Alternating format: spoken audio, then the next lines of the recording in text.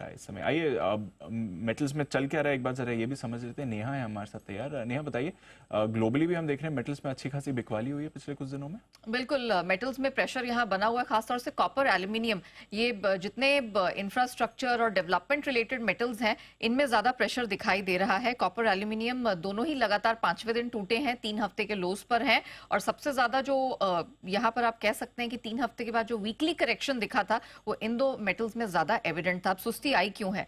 America ले लीजिए, चीन ले लीजिए, मैन्युफैक्चरिंग की एक्टिविटी है सुस्त है, 6 और 8 महीने के निचले स्तर पर है। सिटी यूबीएस ने पहले ही चीन को लेकर ग्रोथ का अनुमान अगले साल के लिए भी घटा दिया। इस साल तो कमजोर था ही, अगले साल के लिए भी घटा दिया है। डॉलर इंडेक्स की रिकवरी है, वो ब्रॉड बेस्ड प्रेशर यहां क्रिएट कर रही है। एलएमई वेयरहाउस में जो कॉपर की इन्वेंट्री है वो अब बढ़ी और 5 साल की ऊंचाई पर पहुंच गई, और जून से अब तक देखा जाए तो ये दुगनी हो चुकी है।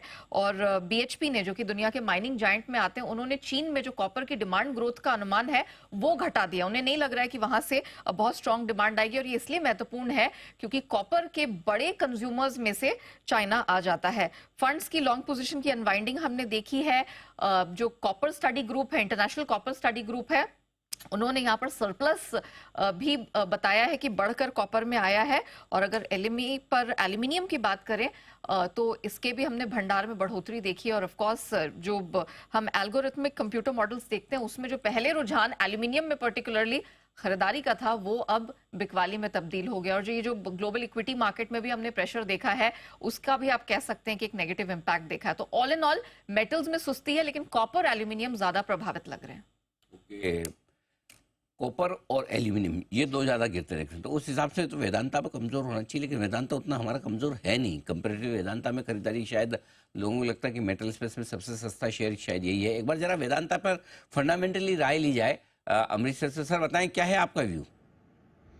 देखिए, वेदांता में दूसरा जो ट्रिगर है वो है डीमर्जर का। शायद उसके कारण भी एट लोअर लेवल्स बाइंग हो रहा है।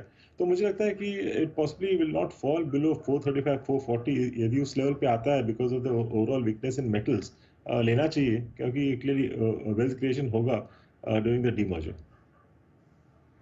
तो ये है आपके लिए वेदांता पर राय आती हुई।